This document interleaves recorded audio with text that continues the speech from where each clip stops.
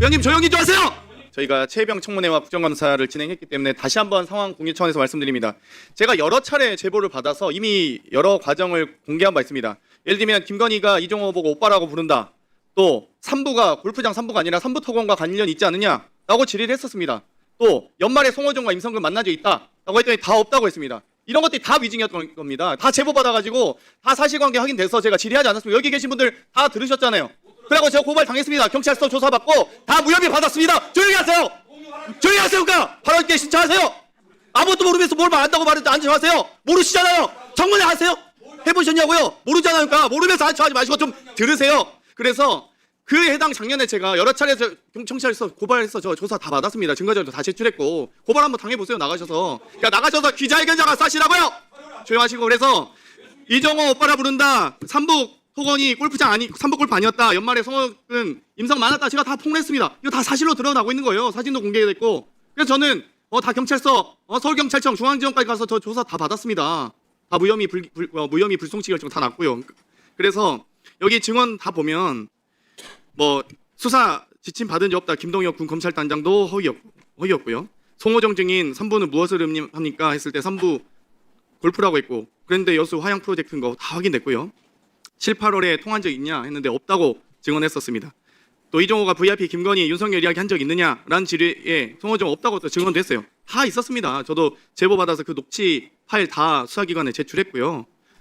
여러 가지 이 정말 뻔뻔하게 법사위를 조롱하고 국민을 우롱했던 이 멋쟁 해병 이 5인과 해당 위증을 한 사람들을 국회를 모욕하고 국민을 우롱했는데 이걸 사진 한 장을 공유 안 했다고 지금 고발 요건이 안 됩니까? 아니 저는 황당합니다. 아니 여기 계신 분들 그러니까 저는 제가 제 질의에 대해서 위증했다니까요. 그래서 저는 고발하고 싶어요. 근데 아니 의원님이 사법기관이세요? 아니시잖아요. 제가 의문이 있고 의혹이 있고 거기에 대해서 무혐의 받았기 때문에 좀 고발하겠다고 하는 겁니다.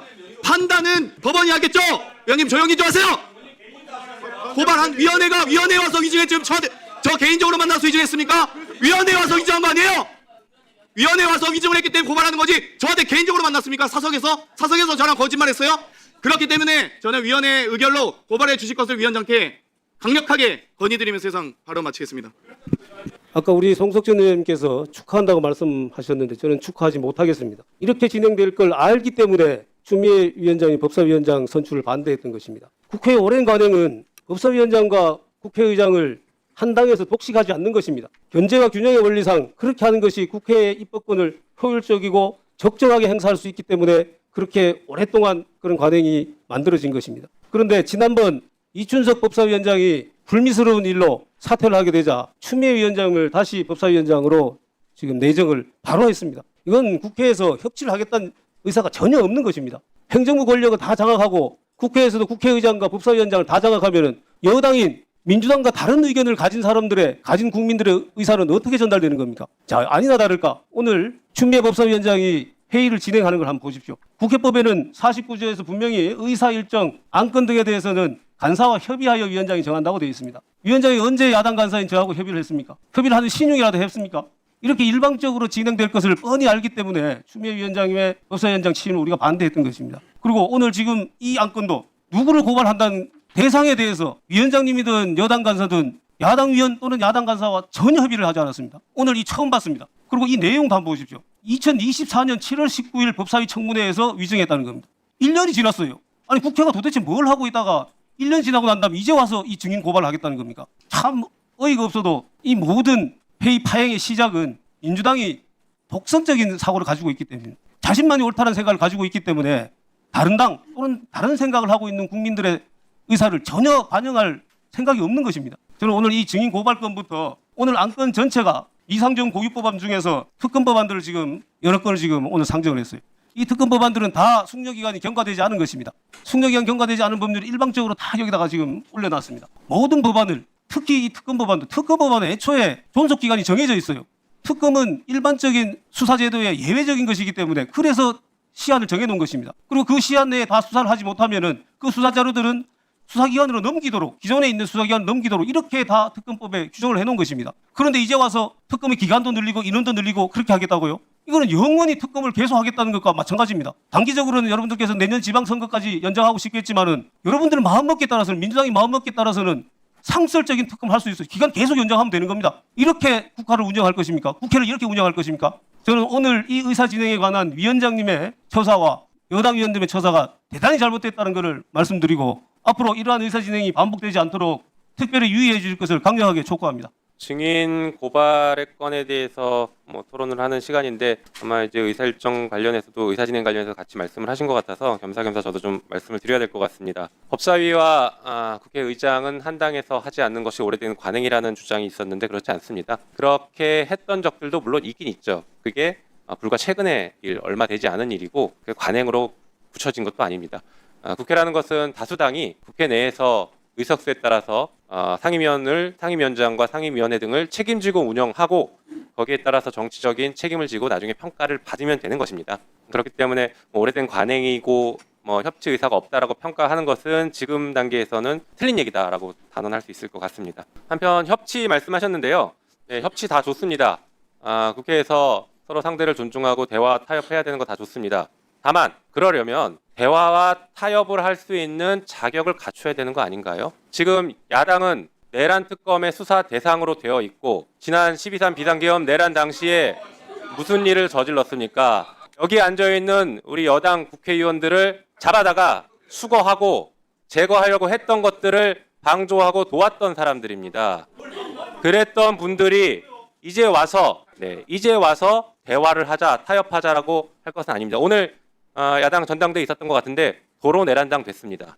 전한길이라는 극우적 인사가 이끌어가는 그런 주장에 그 주장을 답습하는 당대표가 지금 선출돼서 내란의 강을 건넌 것 같다가 다시 되돌아갔습니다. 내란에 대해서 진지하게 반성하고 사과해야지 지금도 내란 얘기하면 야유부터 하고 화부터 내시는데 그러니까 국회에서 지금 소위 말하는 협치가 어렵다라고 얘기하는 것입니다. 서로 대화를 하려면 과거에 우리에게 총불이 들이대고 우리를 죽이려고 했던 그것에 대해서 진지하게 사과하고 반성부터 하십시오. 그리고 특검법에 대해서 고발부터 먼저 얘기하면 1년 전에 위증했던 거 왜 이제 하느냐. 공소시효가 남아있으면 언제든지 고발할 수 있습니다. 그거를 모르시지는 않으실 것 같고요. 1년 전에 한 위증이 이제서야 사실로 밝혀져 가고 있는 것이죠. 그렇다라고 하면 국회에서는 당연히 고발을 해야 됩니다. 우리 공무원들은 범죄 사실을 확인했으면 고발할 의무가 있습니다. 특히 국회에서 국회 국정조사나 국정감사, 청문회 등에서 위증을 하는 경우에는 국회에 고발 의결이 있지 않으면 처벌 자체가 불가능합니다. 그렇기 때문에 저희는 고발을 해야 됩니다. 이것은 저희의 재량이 아니라 의무라고 이해하는 게 맞습니다. 그리고 특검법 숙려기간도 말씀하셔서 짧게만 말씀드려보면요. 당연히 특검 출범해서 신속하게 수사하고 마무리 지어야겠지요.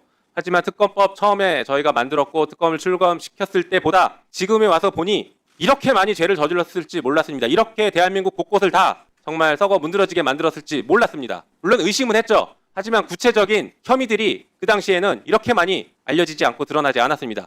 수사를 해보니 드러나는 것입니다. 그러면 적어도 그런 대통령을 배출하고 그런 정부를 운영했던 야당에서 반성하고 먼저 특검법 개정해서 진짜 이번에는 철저하게 수사하고 정리하고 가자. 우리도 이제 단절하겠다라고 선언을 하셔야죠. 저는 이번 특검법 개정안은 오히려 야당이 냈어야 된다고 생각합니다.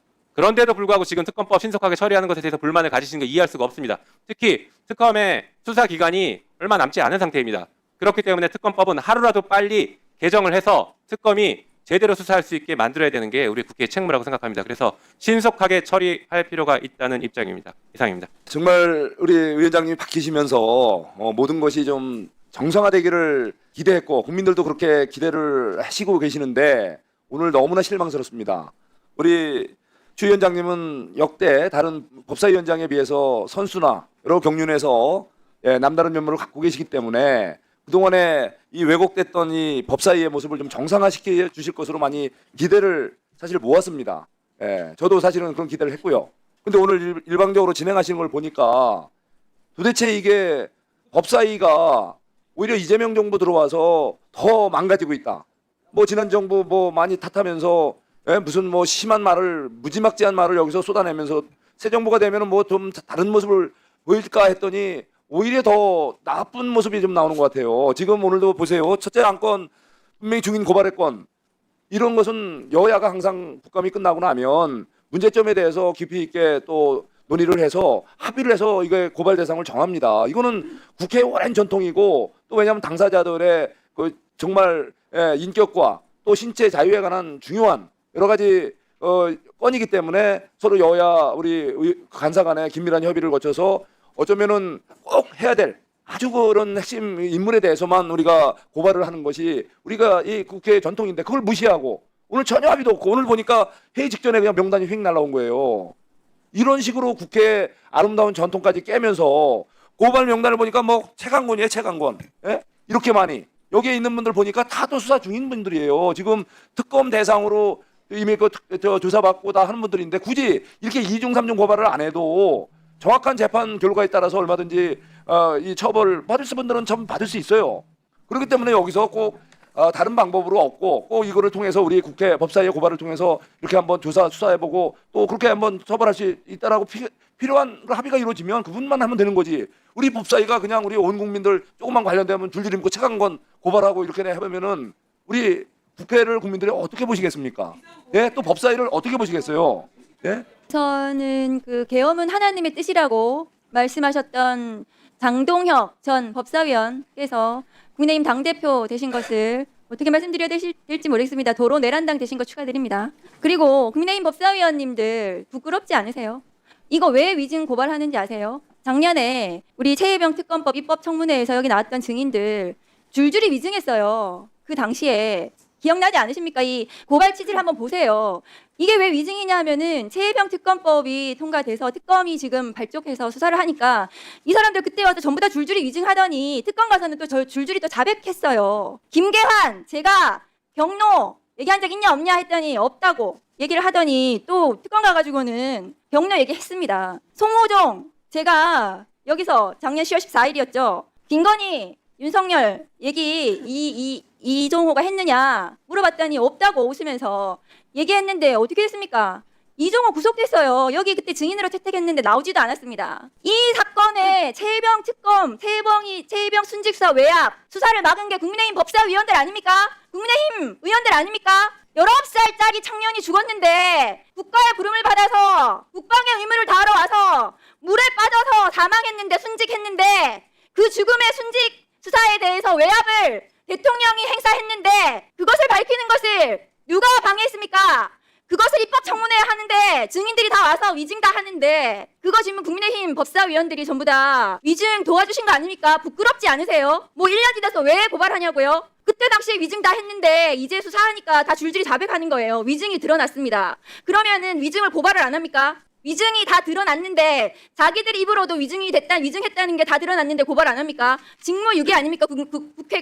국회가 범죄 비호 집단으로 전락하면 안 되는 거 아닙니까? 국민의힘 의원님들, 법사위원님들 말씀 좀 해보세요. 부끄럽지 않으십니까? 위증이 드러났으면은 고발해야 되는 게 맞습니다. 그리고 작년에 입법청문회에 나오지도 않은 사람들, 그 사람들 뒤에서 또 위증 교사했다는 거 아닙니까? 드러났어요. 그러면은 그건 교사로 고발하는 게 맞지 않습니까? 해야 할 일을 당연히 하는 것이 국회입니다.